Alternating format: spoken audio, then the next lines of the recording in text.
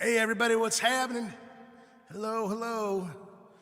It's your friend KV, and welcome to The Approach, the Ken Valdez Approach. Man, it's gonna be a fun show this evening. My buddy Hamilton LOOMIS is here. He's one of my dearest friends, just a great guy and a tremendous musician. We're gonna have a lot of fun. We're gonna have a fun conversation, of course. His music is outstanding. Enjoy, everybody. Before we get started, though, as always, I'm gonna play a little tune for you, and then I'll get Ham on. Here we go.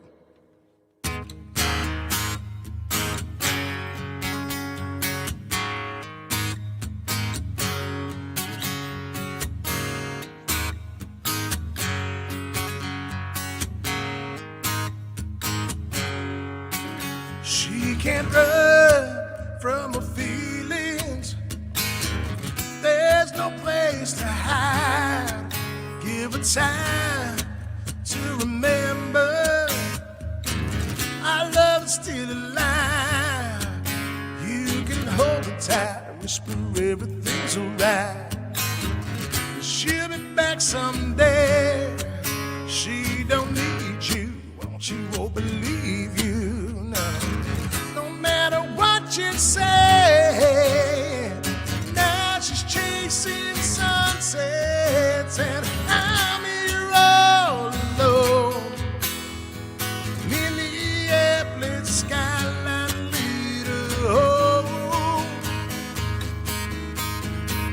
and I will be here waiting even though the road is long. Minneapolis skyline, oh, lead her home.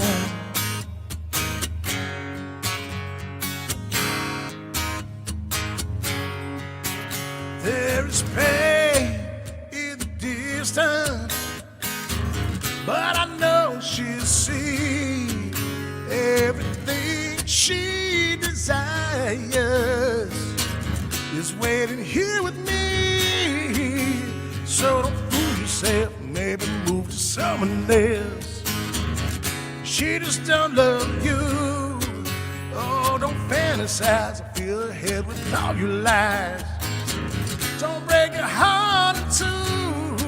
Well, now she's chasing sunsets and I'm here all alone.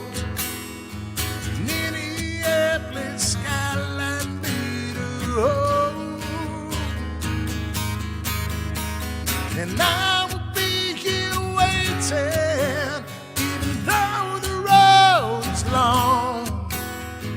Minneapolis skyline, oh, lead her home. Yeah.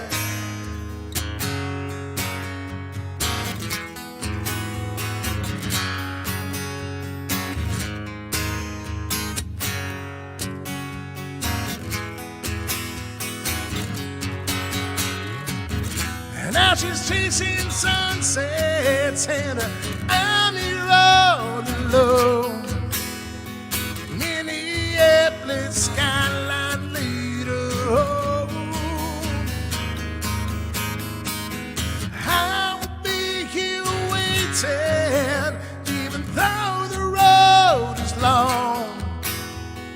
Minneapolis skyline, oh, lead her home.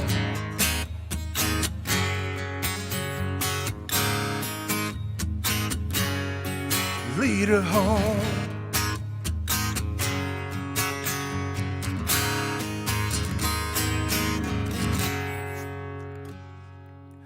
All right. Something like that. These lyrics are still multiple choice. Oh my goodness. Let's get Ham up in here. What's up, dude? Hey, man. How are you? It's been a while. It's been a minute. It's been a minute. It has been a minute. How are you doing, man? What's going Oh, on? hanging in there, man. Hanging in there?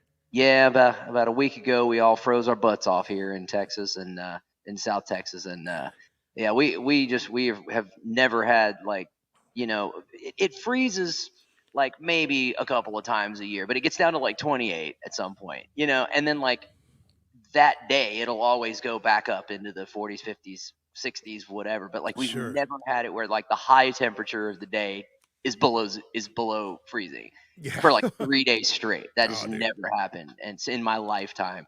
And yeah, it was absolutely insane. And we all lost power because none of our power plants down here were winterized, and Oh my gosh. yeah, it was absolutely insane. We're so fortunate. Our house we have a gas fireplace, um, but like nobody else on our block did, and everybody else has like busted pipes and no Uh, water, and having to go to their neighbor's house with buckets just so they can flush their toilets, and oh it man. it's absolutely insane, man. But we made it through, and we're okay, man. But it was unprecedented, dude. It's yeah. I'm glad that y'all are all right, man. Because I mean, we were watching the news.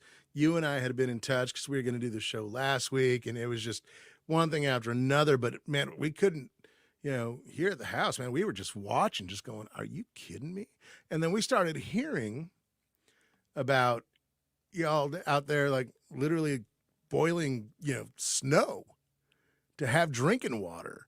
Oh yeah, and of course when everybody's pipes busted, there was like citywide loss of pressure and like all this backflow, and so then like once we did get our water back, it was contaminated, so we Oh, couldn't even drink it. So we had a boil notice. We had to like boil all of our water, and stuff until it was safe. I mean, yeah, it absolutely just like one thing after another.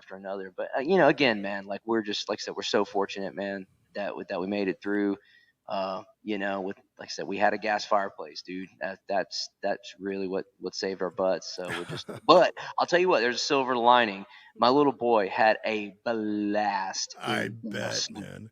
like because it didn't melt for three Right, days. That's right, like right. again, that's unprecedented here. And like I don't know how my wife has such foresight, man. But like when a long time, like 15 years ago, we were touring up in Colorado, Sure. and in January. Oh. Well, hey, dude, like all the gigs are so great. Everybody's got cabin fever, right? And we're Right, the only right. ones that are crazy enough to do it. But Yeah. anyway, we bought this little toboggan, like this little plastic toboggan, like 15 years ago, just for fun. And like, I don't know why she kept it. Like, I was like, let's throw this thing away every time we like, clean out our garage or whatever. She's like, just put it in the back, just keep it.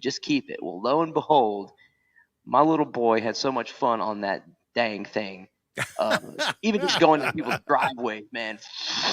Dude, Nice, you know. nice. So hey, at least we made the best of it, man. That's You know. awesome, man. I mean, it's always below zero here. I mean, it's been bad. Like we had a really mild winter up until a few weeks ago, and then it just kicked our asses, man. It got so cold. And Yeah. today I think we reached 40 today. Oh, that's pretty good And for this time of year. well, yeah, man. But here's the thing: is like just a week ago, we were looking at like 30 below wind chills and stuff like Oh, that. So I'm just kind of looking at this, going, dude, that's a 70-degree swing, yeah, yeah, right? yeah. Or explaining to my parents, like, right now it's colder outside than it is in my freezer. I would, Oh yeah, things like oh yeah. that. It's like some things that they just don't comprehend because they're out in the desert Southwest and it still gets Right. cold and it still snows and stuff. But, it doesn't Not get like like that. that. And, It and doesn't get y'all like got a that. little bit of humidity like us too, so like it Yes. sort of magnifies the. Yes. Yeah. Yes. We've had that same kind of spread too. That's kind of blowing our minds too, because it actually got down to 8 degrees here in parts of Houston, which is just complete. Like I said, my whole life it's never been that low here. Right. I've been in like zero, up north, up in Minneapolis. I Right. mean, because I've Yeah. toured, Yeah. but like again, like nobody was prepared, But today it was like 78, and again, that's like a That's ridiculous. 70 That's exactly like a God, 70. a 70-degree We're swing. just God, going okay. unbelievable. We have our AC on. Like, what's going on? That's Anyway, awesome. I yeah. also read something, man, and this is going to be the final word on this. I read today, on social media or whatever, that conspiracy theorists believe that it did not snow or freeze in Texas, and I'm like, I know just the guy to ask because he's going to be on the show today. And Yeah, yeah. let me tell you, that's some bull. It Yeah. definitely it kicked our asses. But because like I said, no one was really truly prepared. I mean, our power plants. I mean, that's the thing. It's like they have they have wind turbines in Alaska. They have wind Right. turbines in freaking Antarctica. We looked it up. Right. You know, but We looked it up. Uh, no, because like people on Facebook are like trying to make it a political issue and stuff. right. Oh, Right. see, wind power is not like, dude. They just weren't winterized. Certain Right. companies didn't spend the money to Right. winterize them. Then how do you explain freaking there's wind turbines in Antarctica? Exactly. How do you explain that? Because they just weren't prepared. And it's Oh just like, man. don't make it a political issue. Just it's a you know it's a simple whatever. I just kind of That's think that why I leave politics alone. Mother Nature comes around and just says, "I'm still in control here, no matter what you guys think. Exactly. I got you. Like, Exactly. say what you will." Yeah. I've Yeah. actually got a song about that too. Oh man. Well, Yeah. speaking of songs, man, do you want to play one for us? Yeah. That one's not, well, I might actually just, I'll do that one in a second. I'll segue because I've got my bass on right now. But You do it, man. You do your I, thing. yeah, I totally Everybody. wasn't even going to do that song. But now that you mention it, yeah, I should totally do it because it's kind of, It's fitting. It's appropriate or whatever. But proper. I was I was gonna start kind of going back a little bit and doing a song called "Legendary." I haven't done it in a long time, so it was like,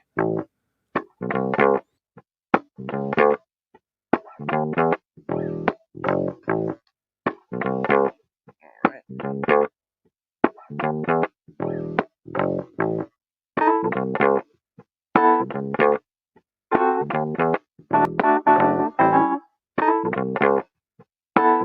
there's that part. Let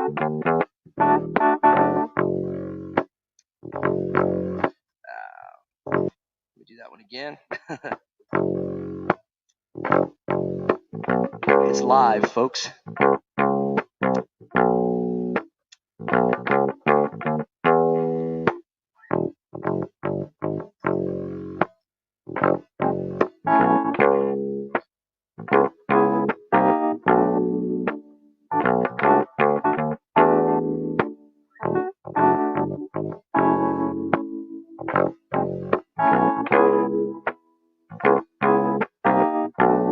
Okay,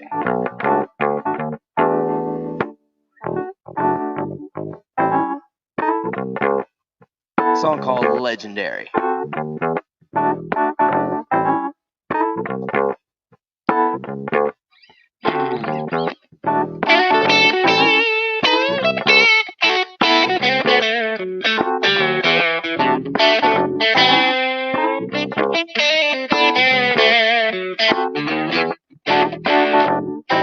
It ain't too complicated, simply underrated. My mind is overloaded. I just can't control it. Way past recognition. I get double vision. Then my memory is faded. I'm intoxicated. Seems so scary to have love so legendary. Before you go, I got to know, are you gonna give that legendary love to me?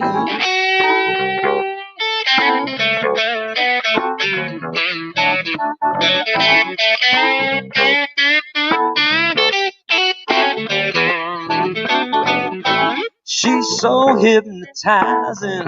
I said my temperature is rising. Ah, she's in prime condition. Ain't but one decision, way beyond explanation. A never, ever, ever complication. No doubt about it. I said I just can't live without it.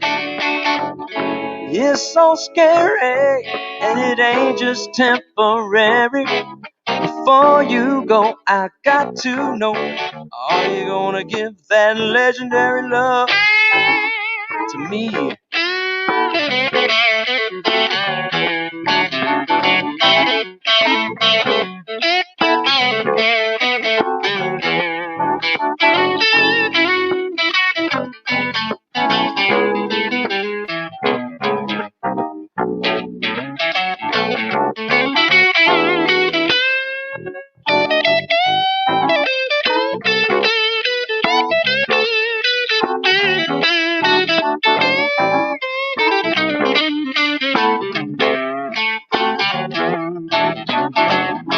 It's so scary.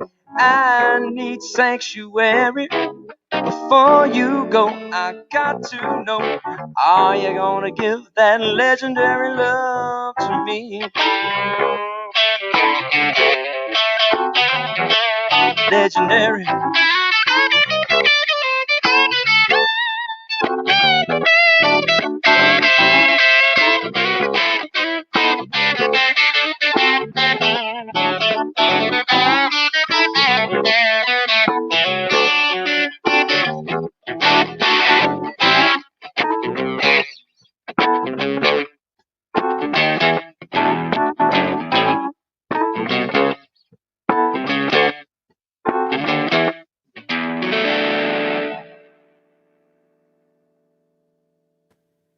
Yeah, man. I love your tunes, dude. Thank you, man. I've Thank you. been a fan for so long. I really have. I remember, gosh, before we met, I was playing with a band out in Santa Fe, and they would cover No No No, and that was Yeah, where I first heard you, and I cool, was like, dude. man, this dude is funky, man, and just cool. And then I come to find out that Brant Leaper was on your records, and Yeah, Brent and I met out at the Telluride Blues and Brews Festival when we were both playing out there, and man, it was just like everything just kind of comes around, like the degrees of separation just just go away, and it's amazing too because you surround yourself with tremendous musicians, and you yourself are very, very, very accomplished, man.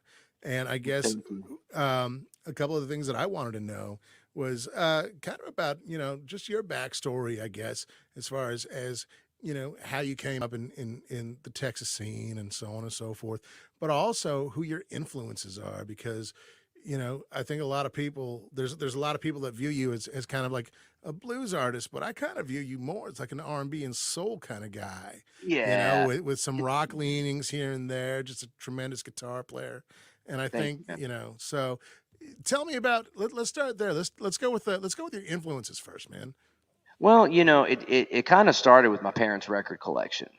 You know, they are both musicians, so I was doomed from the start.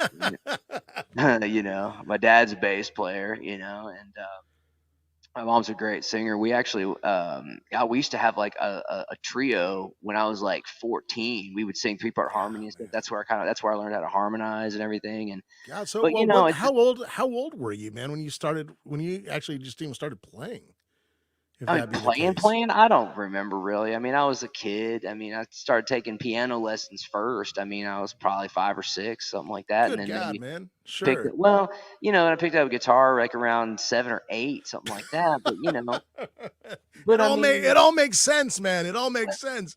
but Oh, I'm just blessed, man. Very, very blessed because like the environment, it's like my parents, were very supportive. There was always instruments around the house, so it's like little right. curious George. Oh, here's a bass. How do I do this? And so they fostered that for me. So I'm very, very fortunate, very, very grateful for that. But like it really just started with their record collection, man. And they just, my mom, it was mainly her, man. She had like so many like, just from classic rock to Beatles to like to standards and stuff like like Tony Bennett and Frank Sinatra and those guys, and then like Absolutely. you know lots of blues records, lots of soul stacks, dude, stacks, stacks, stacks. That was like huge. That's where I learned how to arrange stuff. That's why I fell in love with like horns and just and melodies and like bass lines and like all their songs were so well crafted. And I know Right. that was a huge influence on at least my writing and arranging. You know what I mean? Um, and so of course the blues thing was the element was there, but you got to remember, I grew up in the 80s. MTV was huge, that was Sure. the thing, right? And so like pop music is all about melody. Yes. It's melody, melody, melody. So like I always that was one thing that blues is so improvisational. Everything is improvised. It's never played the same way twice or sung the same way twice. And that's the beauty of it, right? Right. Right. But, you know, that's also probably the double-edged sword why it's never been really mainstream either because it's not singable. It's not like there's no, you know, na na na na na na na. There's none of that. There's no like Right. set, you know, melodies. And so I kind of always wanted to inject that into my, you know, bluesy sort of background. Does that make sense? Absolutely. No, man, more sense You than know. you actually realize. Because I Yeah, do. and then I so do of the course then I was same. a huge Prince fan, There we go. and so that's where like a lot of the chicka chicka comes from. That my mom had so many James Brown records too, which is who influenced Prince, and Yes. so it's kind of like you take all those you know ingredients and stir them up in a pot, and it's kind of like you know when I uh, got to study. I'm also again so fortunate that I was the tail end of the generation that got to learn, not just meet, but learn from and play with the blues legends, at least in Texas. You know what I mean? Yes. And that's And you're in so, the hot, like a hot spot, man. oh, it Absolutely. definitely, and the Houston blues scene was just killed because that's where Albert Collins was from, Johnny Clyde Copeland, and Joe Guitar Hughes, he was like my absolute mentor. Like that guy just kicked my ass up and down the wall, upside the hall. Like it was fantastic. I could go on for an hour just about stories about him, and then Bo Sure. Diddley comes along, you know what I mean? I went to see a show and um, got to play with him on stage and struck up a friendship with him too. And he's the one who said, don't sound like me, son, sound like you. And I'm kind of like, and I'm like 16 going, well, what does me sound like? And that was like the beginning of my journey, And so when I started, arranging and writing and stuff, and um, it was kind of like just took elements of everything that I knew and that I loved and that I liked. And so that's why my stuff kind of comes out sort of funky, soul-y, bluesy, rocky, poppy, fill in the blank. It's just, Right. Right. and it's also my it's a double-edged sword too, because it's like, you can't really categorize it, and you know how, media, the mainstream, they love to categorize things, record companies like to categorize things. And so, it's a positive quality, and it's also a negative quality, because like, positive quality is I'll get a lot of like suggested artists on like with algorithms, Right. Right. on streaming stuff, but like God. So how is actually that's kind of a curious, thing too, because you do have so many influences. Who are the suggested artists that come up when you click your name? I've been compared to Johnny Lang, even though I can't sing like him, God, and I well, wish I could. that dude is Yeah, he's ridiculous. ridiculous. Yeah. um uh I get Robert Cray quite a I- bit, because Interesting. he's like the smoother sort of side of blues. But again, I can't sing like him. I can't even begin to. Wish I could. Um, I can't. Those were the ones that I remember off the top of my head that I got pinged with or whatever. But Sure. Sure. it's just Hamilton's music. I don't know, man. It's See, but that's the thing, and I think that's one of the reasons why I relate. Aside from the fact that you're just a great guy, let's just talk musically. Like why I relate with your music so much is because you do have Thank you so that. much, man. Hey, man, yeah, you're very melodic, and my father, although he, he certainly didn't want me to be a musician by any stretch of the imagination, he is a musician, or was, or whatever whatever he is, he's he didn't want me to be a musician, but man, he has these ears, these fantastic ears, and he was the guy that kind of instilled in me that really melody makes the world go round. It like if there's something that can resonate and that is just singable or memorable or just that's kind of what sets people apart as far as writers are concerned, as Absolutely. far as I'm concerned anyway. But I think that's one of the reasons why I really understood and got what it is that you were doing, right? Because you didn't sound like everybody else. You didn't play like everybody else. You had a lot more of the funk side. You had a lot more of you had so much more depth And I don't want to, get myself in trouble by saying like there's a lot of these blues artists that don't have the depth that Hamilton Loomis does, because there's absolutely some. Sure. Well, everybody's different. That's the Ex- thing, you know. Everybody's got their own exactly. flavor, dude. You know. Exactly. But I mean, so going to the first question is like, so I'm doing no no no with this band in Santa Fe, and I'm listening to your stuff and I'm realizing that there's all this depth coming from you, man. And I'm just kind of wondering about your backstory as far as like being signed to a blues label, if you will. And did that did that open doors for you? Did what was the reaction like because of that depth? And just kind of like, where has it led you to this point in your career? And that's an interesting question too, because again, it was just what I said earlier. It was kind of a double-edged sword. I've always fortunately been embraced by the blues scene, and it's really interesting because I never really, from the beginning, set out to play blues. I was sort of um, chosen by certain blues players. So you know how like Buddy Guy took Quinn Sullivan and like brought him on stage and like kind of pushed him forward, like, hey, this is kind of like he's going to carry this legacy on. Or I think I can't think of any other examples right now, but like Joe Hughes and Johnny Copeland and guys like that did that for me. Like they invited me to their jams in their neck of the woods, their home part of Houston where they grew up, and into Right. their little haven, their space, and they whenever they would do big festivals and stuff. I remember Johnny Copeland invited me to play with him at the Juneteenth Blues Festival Man. the Herman Park Pavilion here in Houston. You know what I mean? And that's just amazing exposure, and I'm so grateful.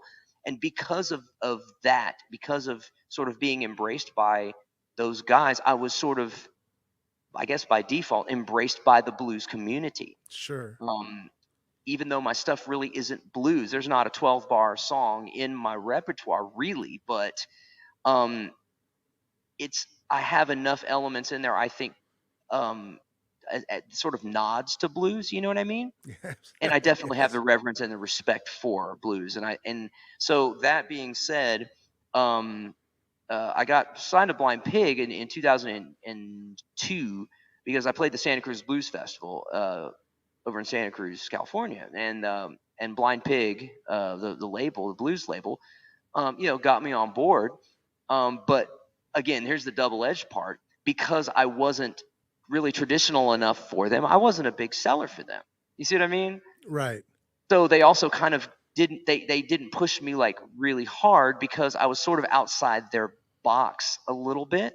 But they were great. They're a great label to work with. They've gone under since like that years ago. But it was a great stepping stone, great experience.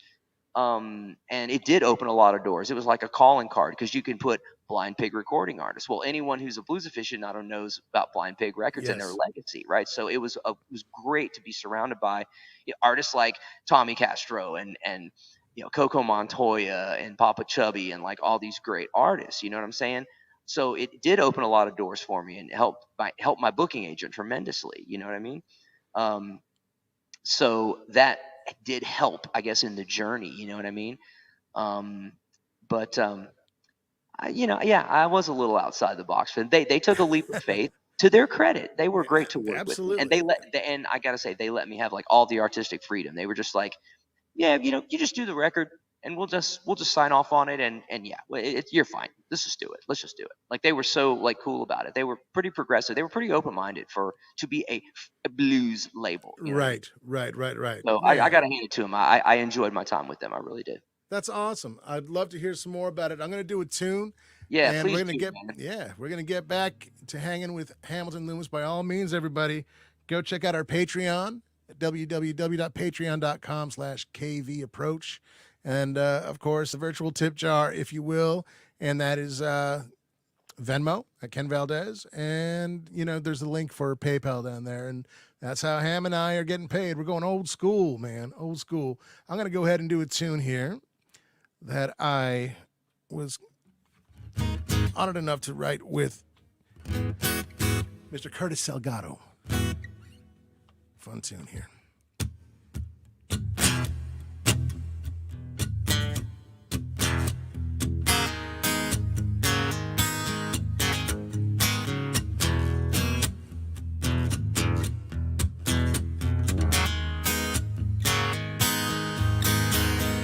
Been waiting, frustrated, trying to get you off of my mind. Yeah.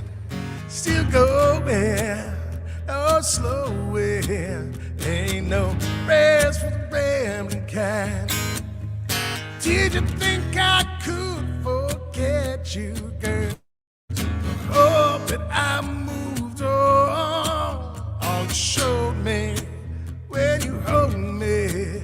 You can call it the end when it's only the beginning. Far from gone. In this broken heart you stay, yeah. In my dreams see you in everything, yeah. You might have said goodbye, but you're far from gone, yeah.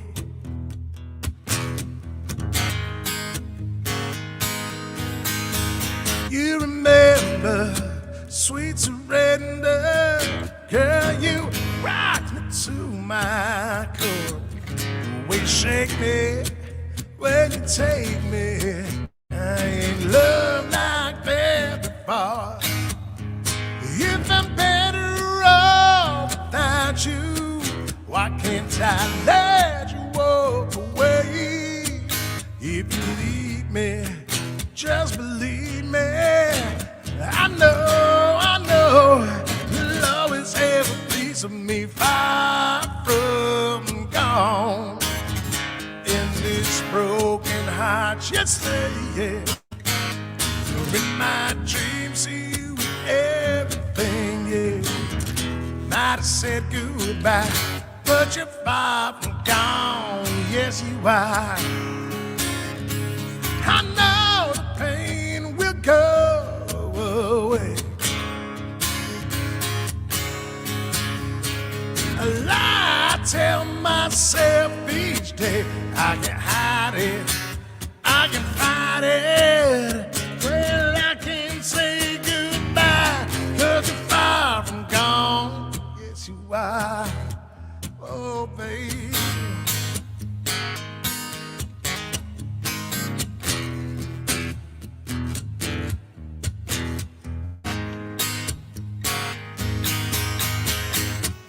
Far from gone. In this broken heart you stay, yeah. You're in my dreams, see you in everywhere. Might have said goodbye, baby. Far from gone. In this broken heart you stay. You're in my dreams, see you in everything, yeah. You might have said goodbye. You might have said goodbye. You might have said goodbye, but you're far from gone. There you go. Dig it, man. Dig it. Yeah. There it is. There it is. So Dude, let me set this next one up if you don't mind, man. dude, by all means, yeah, let's go ahead. You were talking about Mother Nature, and that kind of sparked this, man. This one came out in my 2013 record called "Give It Back," and at that time, having a lot of natural disasters all over the globe, wildfires in Australia. There was a tsunami that happened, I think, either the year before that or the couple before that. We were having hurricanes here, and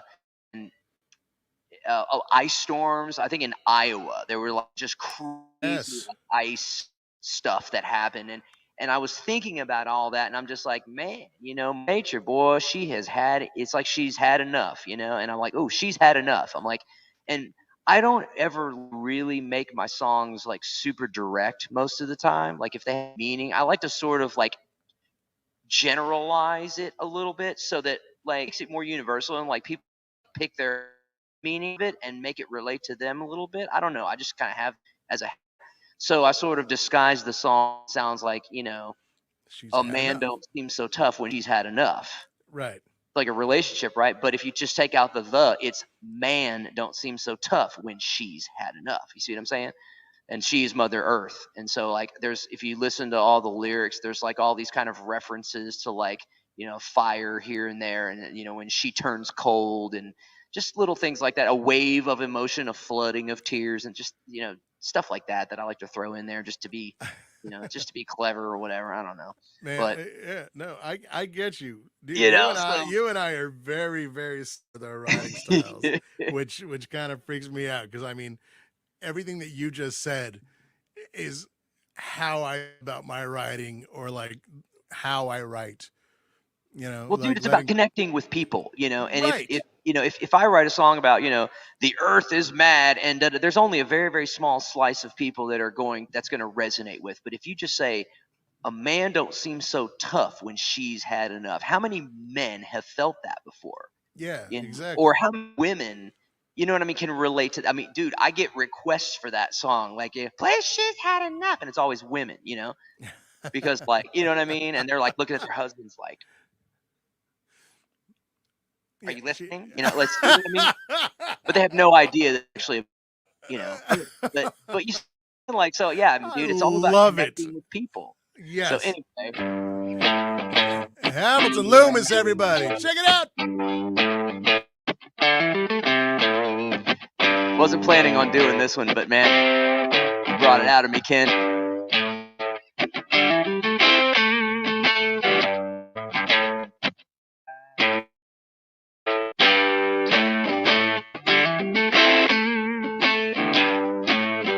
If I can remember the first line.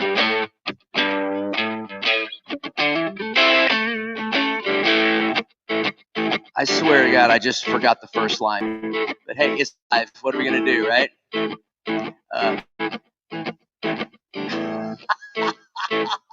See, that's what happens when I talk too much.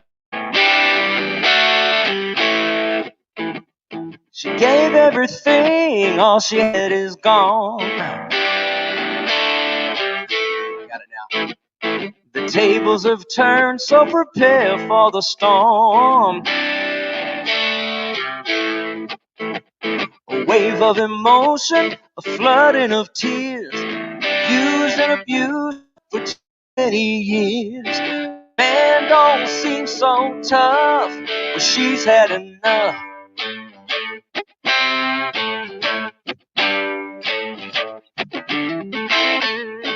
Nobody owns what they can't control.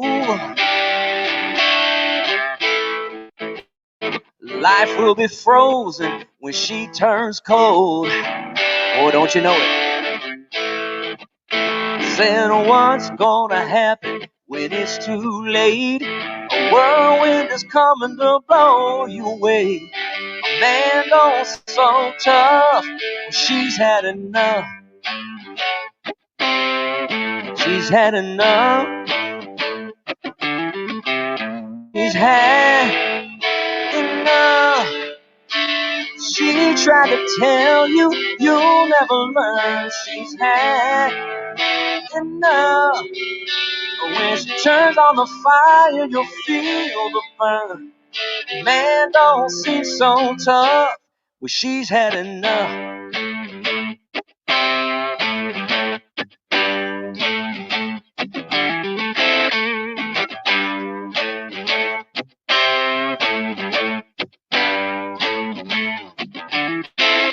She's had enough.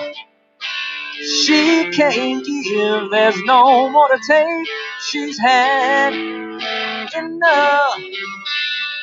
Better believe there'll be hell to pay. I said, man, don't seem so tough. I said, man, don't seem so tough. Man, don't seem so tough. When she turns on the fire, you'll feel the burn. You won't seem so tough, but she's had enough. She's had enough. She's had enough. Mm.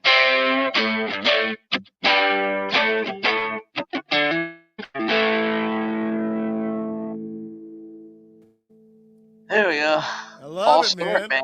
Yeah, no, dude. I swear to God, I'm I hearing just it. blanked at the beginning. I'm just like, Well, that but first tune that I did, man, my lyrics are multiple choice. So hey, dude, I man, you know what? I feel you. Man, as long as you do it with conviction and you mess up with, you know, make it sound deliberate, man, people will sing bad words with you, man. Yeah, man. Even Those when wrong words. yes, You yes. just gotta, don't do what I just did and be like, oh, I forgot. No, believe me, I do that. I do that too. Like, Every night that yeah. happens, man. Every No, right? Like, there's always that one tune. oh, It's like, wait, what is sure, it? dude. There's always those 10 tunes that happen to me.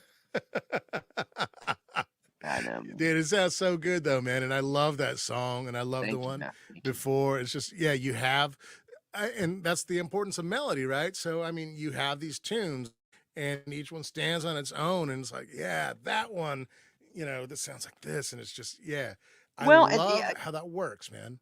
yeah, thank you, man. And again, that's pretty deliberate too, because that you said it too. Like melody is kind of like what defines so much music, and I mean, that's why you can take someone like the Beatles and just undisputed best songwriters of all time because. Right.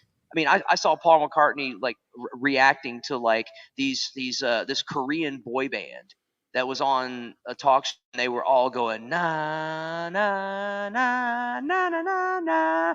I mean, and like first of all, generation gap, and then like the cultural gap and everything, but they know na na na na na na na because that is such a great, simple, memorable melody. Cannot dispute that.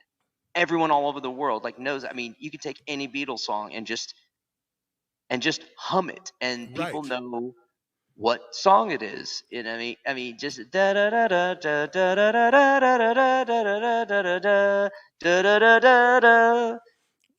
Everybody knows all the lonely people. It's just I It's don't know. ridiculous that way, man. And It's and here's the other amazing. thing too. It's I mean, I read this interview with Ringo Starr, and the interviewer asked him something to the effect of what has how God how do they phrase it? It was really interesting. What has made the Beatles so um it's not even successful, but like what stands the test of time? What makes their songs so memorable? Like how did y'all do that? You guys must have had this plan. And he was just like, yeah, it was really, really simple. We just write something simple, and especially with the lyrics. They're not they're not rocket science. They're so deliberately simple that everybody can remember them or some of them, and that's all you need because it's just gonna have a mind of its own. So like That's true. it's an incredible thing, man, when you really think about it. Of course. I Yeah. mean, I mentioned Prince earlier. I mean, when you think of purple rain, that's three freaking notes. Right. Do re mi re do. That's all it is, dude. Like, and why do you think that song is so famous? God. Yeah. No, yeah, he Melody, was dude. And it's hard sometimes to like erase all of the knowledge that sometimes. I mean, like I learned a lot of theory in college, and it like screwed up my songwriting because it's like you're learning too much. You're learning formulas. You're learning, how things are supposed to go. Like you're learning traditionally what happens in music, but the whole point of writing a great simple melody is something that hasn't been done before, something original and something memorable. And so that just kind of that all goes out the window. And you know people, who's who's shown me that in particular, probably more mm, than anybody else that I've ever known, is our buddy Kevin Burt. oh, don't get me started on that guy. He is so phenomenal, That dude. guy's insane, man. And I've done I don't know how many shows with him at this point, but it's he jumped on last week when you couldn't make it, Yeah, I saw that. Yeah. and I was blown away again because here's a guy who has no shame in his game when it comes down to what he is, who he is, what he sounds like, where his sound comes from. He is a full-on derivative of the blues, right? And yet he finds ways to make notes fit where they probably shouldn't fit, finds ways to make something melodic that probably shouldn't even be melodic in a sense. He just has this uncanny ability. So here I am as a player and as somebody who wants to get better at my craft, who would love to learn something more like theory and understand a little bit more. Because I mean, I'm completely self-taught. Like everything that I'm totally self-taught. I have always wanted to learn like the theory and stuff like that. So because I figured it'd probably help me out a whole lot. Well, here I go playing with Kevin, and Kevin's just like, all right, man. So here's the chords. It's just G and C, man. That's it. It's like, yeah, that's it. Nothing else. Like there's no five chord. There's no nut. There's nothing. It's just G and C. Yeah, man. And he's just looking at me like I'm like hi or something, man. He's like, Yeah. so sometimes that's all you need, man. I'll do a song with one chord.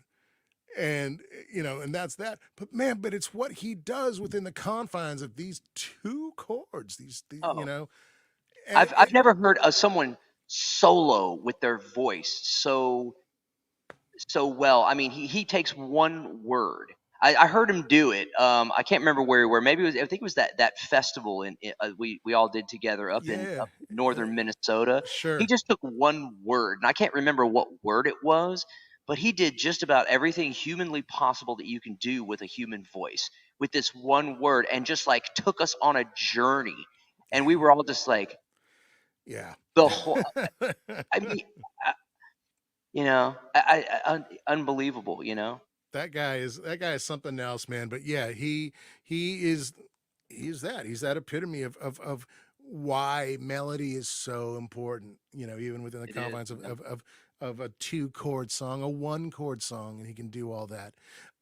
Let's get back to you though, man. So you were with Blind Pig, obviously. You got into the blues circles and stuff, and obviously Blind Pig went under, and you went indie, and you're Yeah, still indie. Is that right? yeah, yeah, Everything's absolutely. everything's going in house, touring, label, if you will, stuff like that, right? Everything is changing, man, and technology has a huge part of that as well.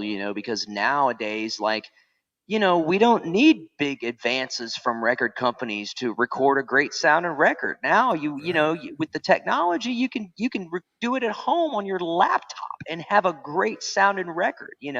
That's Hmm. on par with all the pop records out there, and it's pretty amazing, to be Yes, honest it with you. is. But So, of course, the double edged. There's always why am I talking about double edged swords so much today? But that other side of technology though is because it's so accessible and streaming and everything. We can't monetize it as well. So, but right, right. I think I interrupted you. Sorry. What were Oh you no, gonna no, say? no, no.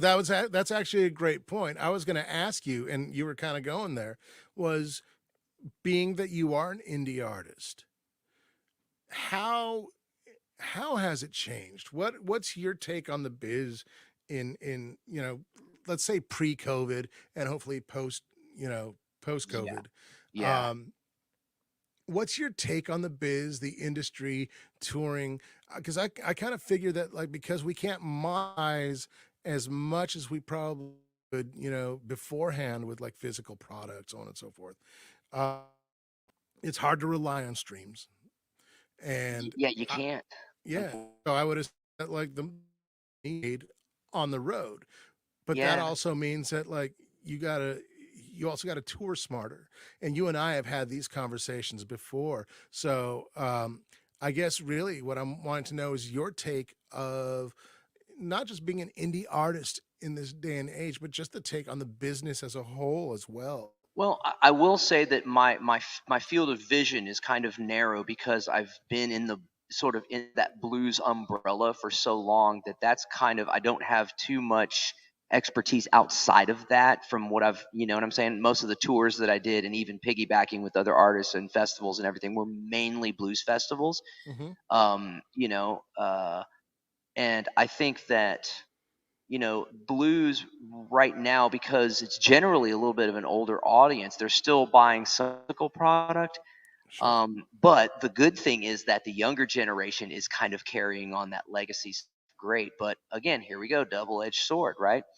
You know, it's just is the thing, you know, and most people, you know, aren't buying records, they're streaming because it's just so accessible.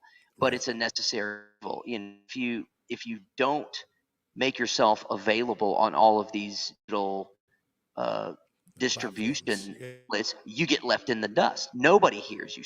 You know, the great part of it is that people have access to you all over the world, or you have access to bring your music to people all over the Right. world. Right. Right. And of course, the downside of that is that you get pennies or fractions of pennies for every play. You know, I mean, I know you've gotten your $20 checks from uh, CD Baby and from from ASCAP and or Right. BMI, whichever one or Right. you get Right. your little from Sound, whatever, uh, every month. And I mean, it's peanuts. It's not It's enough to live peanuts. on. Not at But if all. you're not there, you get left in the dust. So it's like, what do you do, man? Yeah, we tour, Yeah. um, but we also adapt. I mean, we have to adapt. You cannot fight technology. You have to embrace it. Um, Well, here's and my double-edged sword with that. Wow. Right. So, with that said, I've also kind of found the downside. Another downside to this is because technology is what it is, and we're able to make records here at home because every artist can get on Spotify or Pandora or it's easy. whatever, Apple Music, whatever. All that is easy. So I guess really the hard thing is you have so much music to weed through until you find something that really sticks with you. You know what I'm saying? Yeah, I do. Yeah, that's Yeah. a good point. So where I think that yes, the artists did win essentially. Like we have control of our own, music and distribution and so on and so forth. I think it's really tough when it's nice to have that, but it's also like, here, get thrown into this pile and let's see Yeah. who could find you. And and that in and of itself, it's like then you got to understand how to utilize social media or anything else that you can to help people find you on all these places. And a lot of times that tends to take away the creative side, but it's all a business. So I guess really this all goes back to my question to you: is what is it like, for you being this indie artist and still, like, I mean, you're doing a damn great job, or you did pre-COVID, with touring. And how is it that you've like toured smarter, and again, your just take on the biz and being Hamilton Loomis in this business, in this Well, I day and mean, age. I can say that, yeah, you have to keep your overhead low. You have to, like you said, tour smarter. Some of the things that we've done, um, pre-COVID, obviously, was we started to, instead of like, especially like in the blues scene, there are a lot of venues. Like, routing is always like the thing, right? Routing. How do you get from this market to this market? Because they're 8 hours apart. So how do you get from and so we stopped wasting our time playing Monday, Tuesday, Wednesday night for low money in places that aren't going to have many people anyway, and destroying our voice, and like doing this just to get to the weekend gigs, which are the big gigs, the festivals, the venues, The money the makers. halls, etc., Yeah. that sort of make it worthwhile. And you're almost like you're breaking even or losing on the way there. So one of the things, and I talked to my friend Damon Fowler about this too, down in Tampa. He's a good friend of mine, and we were doing the exact same thing, and we didn't even know it. We're like, yeah, good for you, man. I'm doing the same thing. We started just like drive to a market, do your handful of gigs, get the hell out. You save so much travel time, you save so much hotel costs, you just, um, you do all of your gigs and it's quicker. You don't waste a lot of time. Sure. And, with little kiddos like we all have, Damon included, we get to spend more time at home with our families. Sure. So that was, a few years ago. And then we started doing it, even one step further, and we started flying more. Now, even though the upfront costs for flying, is a lot more, because you actually have to like pay for the tickets. Right. Um, you know, if you have a huge touring vehicle, I mean, how much gas are you going to spend Right. getting to, you know, we do a lot of festivals up in Washington. We did a lot of festivals up in Sure. Washington Sure. State. I mean, that's a 2.5 day drive. I mean, that's Right. like, I Right. mean, you're gonna spend, you're gonna spend probably $1,500 in gas going all the way, doing a whole tour all the way up there and all the way back in like three Right. weeks. Yes. Well, for $1,500, you can buy 3 or 4 plane tickets, go up there, do your festivals, and how it is. You have resources. You know musicians in certain markets. Blues societies. You say, hey, I need a drum kit for this night. Boom, and you got a drum kit. Um, a lot of times, blues societies are great because they'll let you use their gear, because Yes. it's like part of like their what the services that they provide for artists and stuff, and for their fans that in their area and that sort of thing. So it's like you have these great resources, and it saves so much time, you know. So we fly a lot more now, and you make about the same amount of money when it all, because you don't have to spend all that money in gas, and hotels on the way up and back and that sort of Right. thing. You see what I'm Right. saying? Absolutely. No, it makes You know, sense. it makes sense, and I have a little amp that is literally this big. It fits in the palm of my hand, and it's a little 50-watt tube amp, little Class D, little Vox amp that I can plug into any cabinet, and it just screams, and the tone is fantastic. And I literally just put it in my carry-on bag, Yep. and I have my amp with me. You know what I mean? So that worked really well for us. And when I'm home, I can spend more time with my family. I can write and record. I can do whatever, and it's just way more productive. It's more time, um, efficient, I guess. Well, what's the word Sure. No, time you know what I'm efficient saying? that's yeah. That's how we've had to, and then enter the pandemic. I'm talking about um, adapting, right? How have you and I adapted? We can't do a lot of shows now, because it's not safe anymore. And Right. sometimes it's not even, as places are closed down if they're doing a lockdown or whatever at point in time. So we do these online concerts. We Yes. adapt. We learn to we try to monetize it the best we can.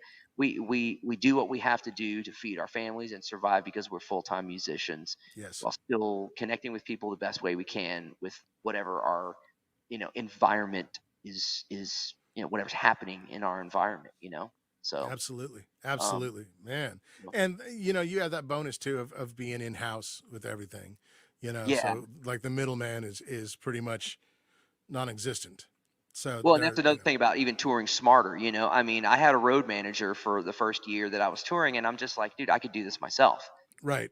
I Right. mean, a road manager kind of, plans out everything, advances the venues, calls them, checks you into the hotels and stuff. And I mean, That's I do all that. that's part of that's part of the job as far as I'm And there's concerned. always people, volunteers at festivals that'll sell your merch for you. And you just learned these little tricks or whatever. Every merch person I've ever worked with, you just give them a couple of CDs afterwards and sign it for them, and they're happy jack. Right.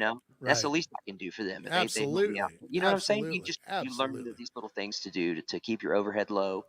You know, um, Man. Well, I mean, this alone is worth the conversation, man. Because I mean, it helps me for sure, but it's also eye opening to the people that are watching. I'm sure as far as it's not necessarily all that is cracked up to be. It's not so glamorous out there. There's a lot of work that goes into what it is that we do, and Of even course, like it's like we get to play for free. It's everything else that we do Oh essentially yeah, that we dude. get paid for, Of course. and it's work, man, and it's work, and it's a lot of work, and it's hard work, and It is, uh, and what a lot of people don't realize, it's like, and of course I'm not complaining one bit. We're absolutely blessed to be able to do what we love for a living, indeed. but we can't call in sick, I mean, how many times have you had to do a gig with the flu? Oh my gosh, You know what I so mean? many, Of so many, course, dude. We so all many. have to. You Yeah. suck it up and you do what you have to do to your to feed your family. I remember when I was oh gosh, right out of college, and I remember I put my degrees in a drawer and said, you know what, I'm just gonna forget about these, and I'm just gonna have a go at being a full time musician, because if I don't right now, it's a big crossroads in my life. I'm gonna regret it, right? Yes, And I yes. remember practicing writing, getting my band together, doing it, gigging and everything. And I remember I had like a little finger uh, injury one time. It was actually pretty dumb. I grabbed a plate of fajitas, and the middle, the plate in the middle that's sizzling, Yes. and I freaking burned my finger on it. You know what I mean? Oh man. And I'm like, but I had like read about like some famous artists who, like, they got a paper cut on their finger and they had to cancel a tour. And I'm like, you know what? I'm not going to punk out like that. I'm not going Yeah, to be no. that guy. So, you know what I did? I freaking just taped my finger up, and I learned as many chords as I could with three fingers. Oh my You know what I gosh, mean? man. That's crazy. But Yes. you know what's cool about that though is it taught me to what are the most important notes in these chords. How can I take out the unnecessary notes? And it gave me this, like, oh wow, I don't need the root. I don't need the fifth. All I need is the third and the seventh, and I'm good. You know what I mean? Like those little tricks, and I learned all these different little inversions because of that. And now I still play that way, and See, and it that's influenced. awesome. And I love Yeah, your guitar playing. So tomorrow I'm gonna go burn my fingers on no, you fajitas and then don't. Don't I'm pull gonna a do it. Tony I'm gonna do Iommi it. and like slice off your fingers, and then like have to detune your guitar and give birth to the low detuned Right, right. death metal. Oh man, dude, we could talk about this all I night. know, Let's man. It's let's do already been let's over do. an hour. No We worries, man. I love this. I love this. I don't want to keep you though. Let's do another tune. We'll talk just a little bit more, and then we'll say our goodbyes. Is that cool with you? Yeah, absolutely, All man. right, man. Everybody, this is Hamilton Loomis. Check this out. Okay, so this one's for you, Ken, because you mentioned no no no earlier. I think I'll go ahead and do that one for you. Let's see if I can loop this right here.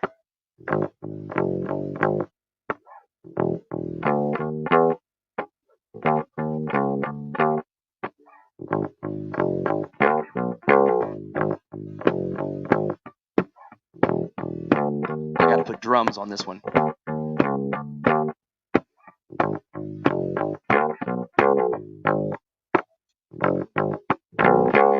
I did it again. It's live, folks. Here we go.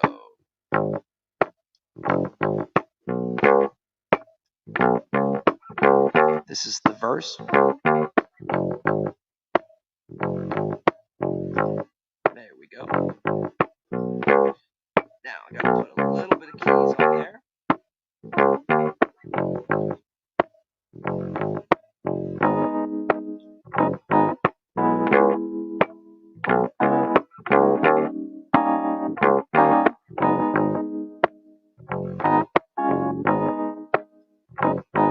Okay, got that one.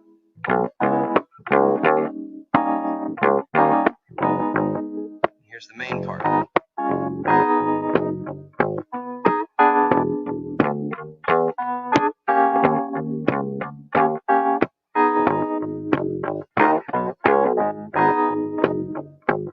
Yay, I got it. Okay, that's the whole song.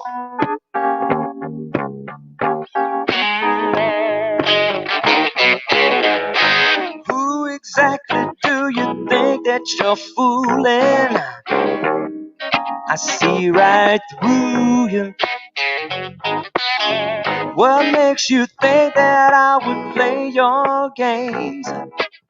I I say this message to you. I say, no, no, no, I ain't playing no more. No, no, I said no, I ain't playing no more. What makes you think that I would fall in your trap? I wasn't born yesterday, so I ain't gonna let you waste my time wrapped in your foolish game. So I say, no, no, no, I ain't playing no more. No, no, say no, I ain't playing no more. Sometimes I just can't believe how you try to tear down my defenses. So nights go by and I just can't help but wonder, when will you come to your senses? Come on. No, no, I said no, I ain't playing no more. No, no, please, baby, no, I ain't playing no more.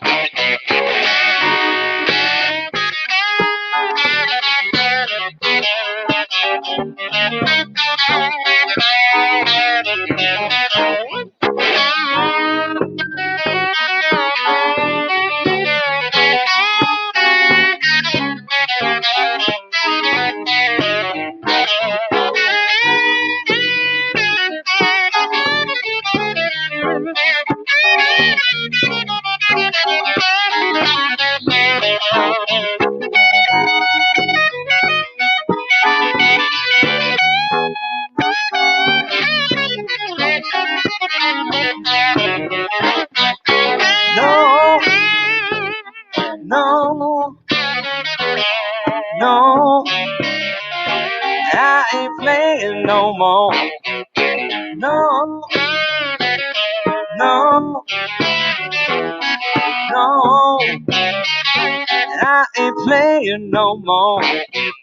No, no,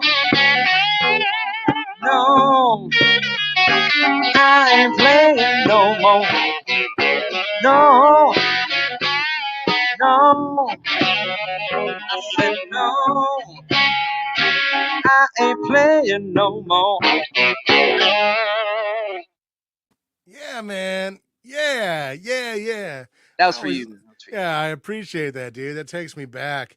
I remember when I was doing that tune, and when I had heard your, obviously you wrote it. When I heard you do this tune on CD, I was like, this guy digs Prince on that Guilty. song, on that Guilty. song, because you have the lick from Strange Relationship, Yeah, and I didn't even know that Prince song, that tune. Uh huh. And it also it showed up. A piece of it showed up in an Ohio player song as Oh, I'm well. sure. I'm sure. And it's not exactly the same, but there's just like a real similar. Yeah, and I'd actually never even heard that Yeah, before. that's awesome though. It's because there it is. Like that's that channel. Yeah, You yeah, pick up on little things like that, and that's such an amazing thing. yeah. Speaking of cool artists and people you dig, who are you listening to these days? Oh man. I discovered this cool young band out of New York called Lawrence. Have you ever heard of them? I have not. You need to check them out, man. I will They're do that. really cool. It's a brother and sister. She sings her butt off, and he's a keyboard player and has a real raspy voice. Wait a minute. Is she a drummer? No, no, Okay, then she it's just not. sings. That's not who I was thinking of. Then I was like, wait a But minute. they have like an 8-piece band, very soulful, great songwriting, and three horns, like the whole bit. Kind of like modern soul pop ish. Cool. Really great stuff. They're called Lawrence.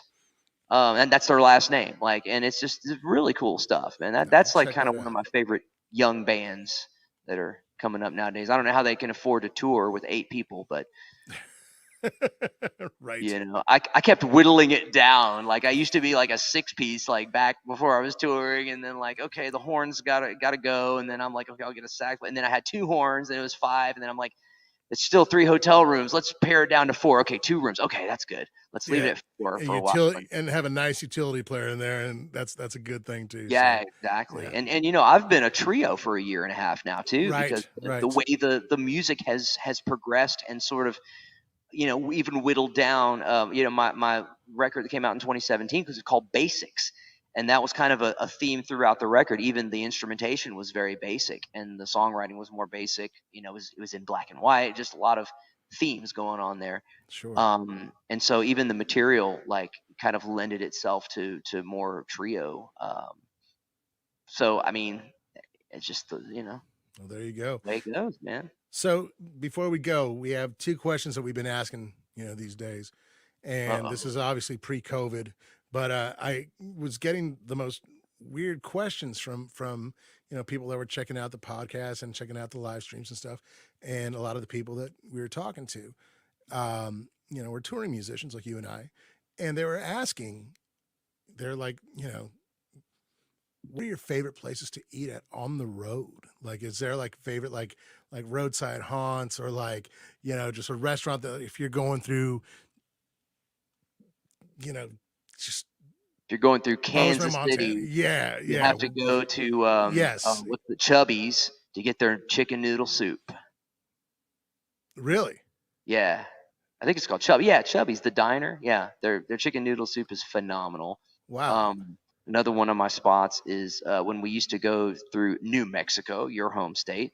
We used to spend a lot of time in Farmington, where Brant was from. When yes, he was in the band, and we'd go to Albuquerque just to eat at the Frontier restaurant. yeah, You know it, baby. With yeah. the, Did you the go at best night or during the day? 24 hour, the best flour tortillas, and they come out and they're like this big, and Yeah, they man. deflate because they're so poofy. Yeah. Oh my god! And their green chili stew is out of sight, people. The Frontier restaurant, man, Yeah. love it. There's a place in Jackson, Wyoming. I think it's called like Jebediah's or Zebediah's or something like that, and they're famous for their buckwheat pancakes. Oh, sweet, man. Fantastic. Of course, when we were in Philly, I mean, oh my God, Philly cheesesteaks there. Like people have no idea that like haven't really been to Philly. Oh my God, they're fantastic. Um, See, that's like, awesome. This is like exactly nothing. what I wanted because I mean, we had Ronnie Baker Brooks on like a few weeks ago, and God bless his soul. I love him. He's like, I like Chipotle. I'm like, come on, man. No, dude, come on, No, man. like No, you've you been get it. you've been all over the place. Give me the stuff. Give me the but Well, where's that place? I think it's in Minnesota that has the stuffed burgers, like oh yeah, Juicy Lucy's, man. Juicy Lucy. Yeah, yeah, Yeah, yeah, they're all yeah. over the place, man. Yeah. Okay, yeah, that was Yeah. really good too. I'm trying to think of. I mean, that's pretty. Well, I mean, in Chicago, you got to go to like, was it Giordano's and get their deep dish? Yes, yes, yes, Um, absolutely. uh, I discovered a dish called a horseshoe up in Door County, uh, Wisconsin, up in Green Bay, like by the little peninsula up there. They have this Right. thing called the horseshoe, which is kind of like this plate of like French fries with like I think it's like either gravy or cheese on them or something, Is it or like poutine? I don't know. I, ca- I It was really good though. It was like, Right. I mean, I was like, oh, afterwards, but like it's just Man, well, like really, one of really my good. favorite places is out in your neck of the woods, dude. And we'd play in Houston, we always had to go to Andy's Cafe. Oh, Andy's Mexican restaurant, Dude, 24 hours. Yes, yeah, sir. that place was bomb, man. That place was Fantastic. Yeah, so good. yeah. Ah, There's well here in Houston, man. We do have a lot of great restaurants. In fact, we had the best soul food in restaurant in Houston cater our wedding ah, years sweet, ago, and sweet. it was it was so good. Like we had all these all these white people were going, oh my god, what is this food? And like all of our black guests were, you know, Yeah, it was just amazing, dude. Like, right. That's oh awesome. I love yeah, it. called This Is It. This is it. Soul Food here Nice. in Houston. I It's amazing. see. I love this. Is Props this to the is this Joseph is what we were family. wanting. This is what we were wanting. Like the real deal. Like the cool foodie spots, man. You Yeah, know. dude. Last question for you. Almost. Um, not your own now. Not your own. 3 of like your essential listening. Like 3 records that are essential listening to you that make up Hamilton Loomis. That are not Mm, your own. that are not my own. That make up Hamilton Loomis, or that like a desert island. They're your essential like desert island top 3 records that you would take with you. Mm. Led Zeppelin 2, Yeah, very good. because that one contains all the riffs. Yes. Yes. All the great riffs are on that record. Oh man, you got me on that one. You got me on that one. I need to look in my phone, but it's like in front of me. I'm like, where's my playlist? You know what? One of my favorite bands, and this, I don't even know if you've heard of King's X before. Dude, that's my band. That is Okay. they are my it's like on any given day it's either them or Journey is my number 1 band. Okay. So So, Dogman by King's X. yes. God, this is why you and I are like you're my brother, man. I know it. I know it. And oops, got a little static there. Oh man, those are pretty heavy records. And then I would have to say, oh gosh, you got me on that one. I would probably, I don't know, I'd probably say like Booker T and the MGs or something. Super Best of Booker sweet. T and the MGs. Just Sure. all the classic instrumentals. Why not, man? Anything Stax, to be honest with you, would have to be in there because it's just such an influence on me, and the music is just so timeless. Oh, absolutely. Absolutely. I mean, I have Dude, more honestly, but like those would be probably top 3 right there. I love it, man. I just connect with you. You know, I think that I love you, dude. You're such a great dude, and you know, as a musician and everything, it's just like I connect with you. So again, I'm Likewise, dude. just Likewise. so damn happy to have you on here. Yeah, I'm so And happy to be on. I'm so, I'm so sad that we live so far apart. That's the thing. dude, we would be hanging so much, and I know that. You think? Between the families and everything else, I know it. I know it. Yeah, And dude. once this COVID stuff is over, we're just gonna find a time to make sure that happens, man. We have to, man. We have to. And on my list, dude, I'm gonna write a song for Nico called Applesauce. Applesauce. Yes. I'm gonna do it, man. I'm gonna do it. That's I'm awesome. gonna do it. He would love it, dude. He's singing now too, man. He's singing. He's digging it Awesome, right now. dude. He's Awesome. killing it. It's great. I love it. Where can people find you?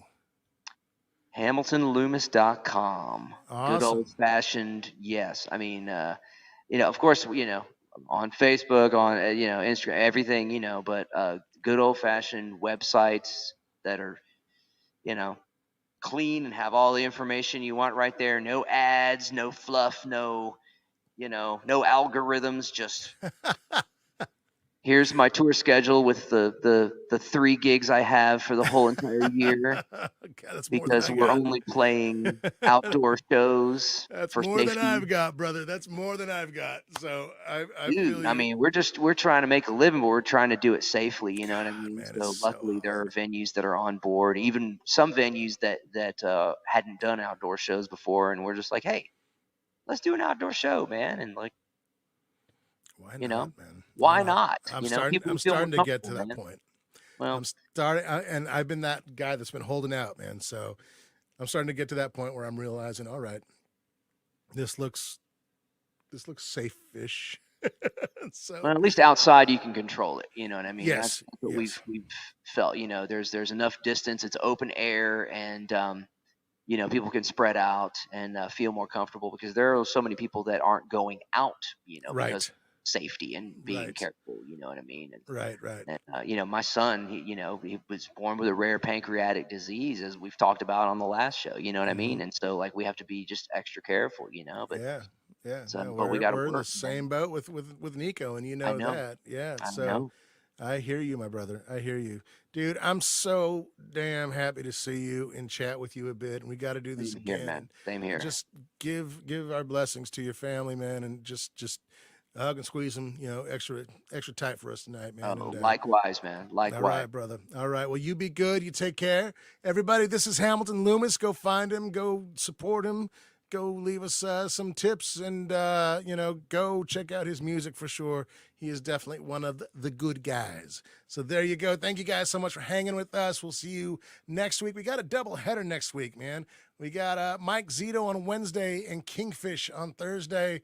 That's going to be just awesome. It's going to be Oh fun. yeah. So go check it out. We'll see you on Wednesday for the next round of the approach. We'll see you later on. Bye bye.